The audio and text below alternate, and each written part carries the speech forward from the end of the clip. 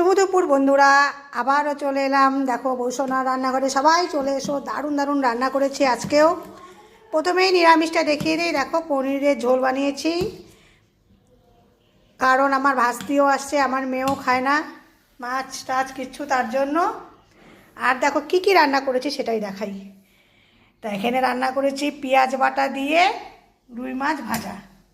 তারপরে বানিয়েছি বাটা মাছ মূলো আর বেগুন দিয়ে। এটা কিন্তু অনেকটা খাওয়া হয়ে গেছে, অনেকগুলো বানিয়েছিলাম।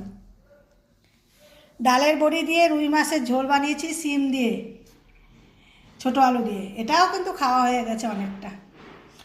আবার বানিয়েছি লাউ চিংড়ি। আর আমার জন্য কি বানিয়েছি দেখো, বয়েল সবজি। এখানে তেল ছাড়া একদম বয়েল সবজি, ডালের বড়ি, আলু, বেগুন, মিষ্টি কুমড় দিয়ে মাছের মাথাটা দিয়ে বয়েল করে নিয়েছি, তেল ছাড়া। এটা আমার আজকে ভাত খাবো না, আর মাছ ভাজা বাস। আর এখানে আছে গরম গরম ভাত। তো তোমরা সবাই কিন্তু কমেন্ট করে বলবে যে আমার জন্য কি বানিয়েছি। সবাইকে, সবাই চলে এসো।